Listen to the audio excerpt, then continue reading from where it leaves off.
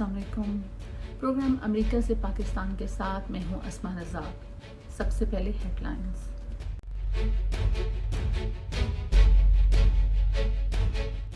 Karachi police chief headquarter में दहशतगर्दों का एक बड़ा हमला जिसमें पुलिस एहलकारों की शहादतें और रेंजर्स भी जख्मी हुए।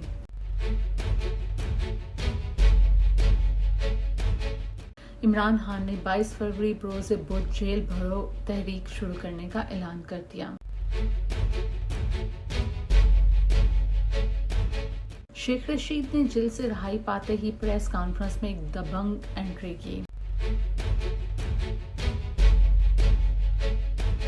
शहबाज शरीफ तुर्की ज़ल्ज़ला ज़दगान के लिए इमदाद लेकर तुर्की पहुंच गए और तुर्क सदर तैयब एर्दोगान से मुलाकात की।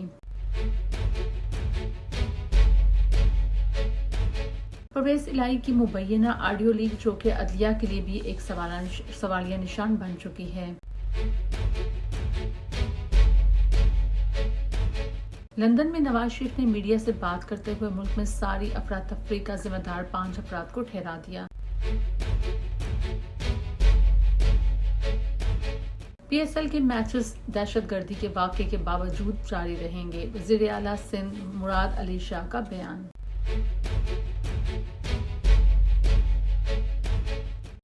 और अब खबरों की तफसील।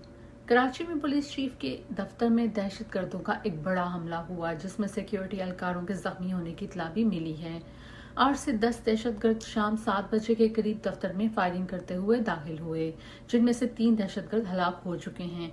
एक ने खुदकुश धमाके से खुद को उड़ा दिया। पुलिस और रेंजर्स ने इलाके को घेरे में ले लिया है।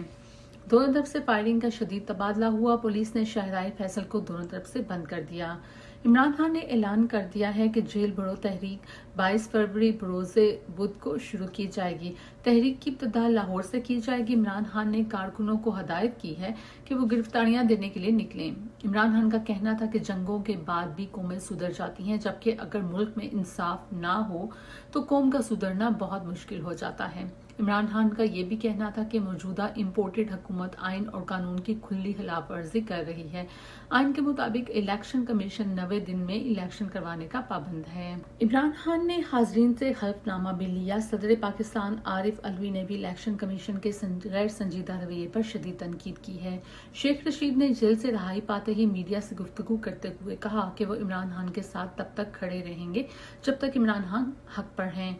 उनका कहना था कि शेख रशीद पर पुलिस ने कोई तशद्दुद नहीं किया, बस 2 दिन उनको सोने नहीं दिया गया। वज़ीर आज़म पाकिस्तान शहबाज शरीफ अपने 2 रोज़ा दौरे पर तुर्की पहुंच गए।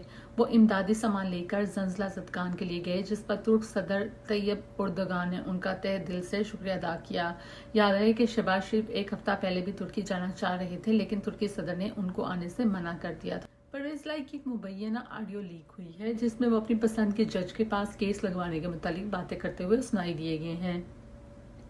हुकूमत का कहना है कि ऑडियो की फोरेंसिक रिपोर्ट लेने के बाद साबिक वज़ीर आला परवेज़ इलाही पर FIR दर्ज की जाएगी और इस तरह के वामिल का खात्मा किया जाएगा।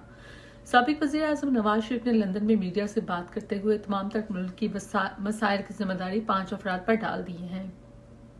नवाज शरीफ का कहना था कि मुल्क के इस कदर बुरे हालात का जिम्मेदार इमरान खान है। वज़ीर आला सिंध मुराद अली शाह का कहना है कि PSL के मैचेस दहशतगर्दी के वाक़े के बावजूद जारी रहेंगे, ताहम मैचेस के लिए सिक्योरिटी इंतजाम सख्त कर दिए जाएंगे।